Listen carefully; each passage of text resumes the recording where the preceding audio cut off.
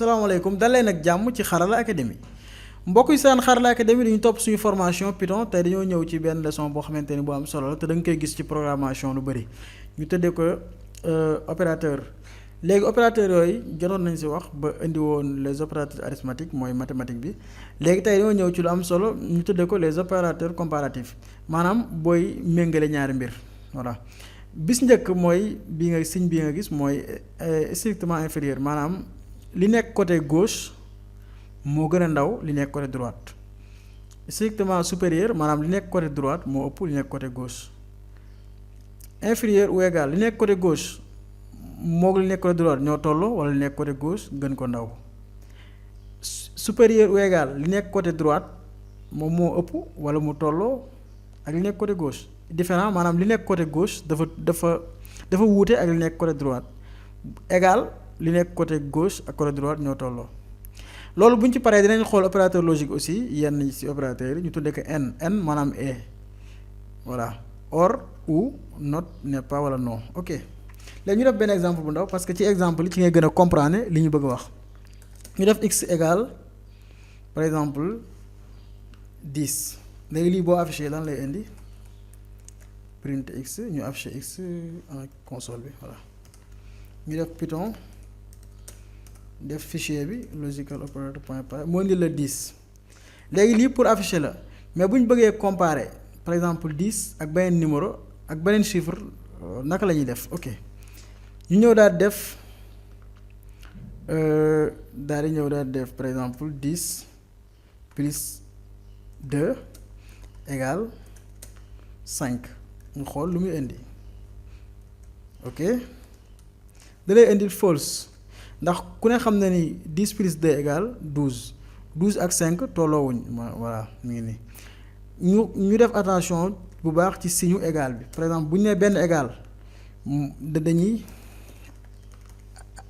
assigner maanaam assignation la di leen naan assignation waaye bii nii égal dañuy comparer voilà comparaison la ñuy def comparaison ok pour ñu comprendre signe égal bi bu baax a baax ok commenter ko fii nii c'est bon pas fii si bit ok c'est bon léegi moom moo nekk égal léegi bu ñu ñëwee ñu daal di wax par exemple supérieur maanaam 10 plus 2 moo ëpp 5 lan ngeen xalaat ni moom mooy ñëw ñu xool true voilà parce que ku ne xam ne ni 12 moo ëpp 5 ndax bu ñu defee ni 12 moo gën a ndaw 5 lan la war a indi false voilà léegi fii la njariñu yeneen comparaison bi di ñëw yeneen opérateurs yi ñu naan ko opérateur logique par exemple n wala or léegi bu ma nee n 5 égale à 5 voilà léegi bii nii bu ñu nee 10 par exemple ñu ne supérieur à 5 n5 égale à 5 maanaam 10 bii nii moom moo ëpp 5 ak 5 tamit mook 5 ñoo tolloo voilà ñu xool ba xam lan lay indi moo indi la true ku ne xam na ni 10 moo ëpp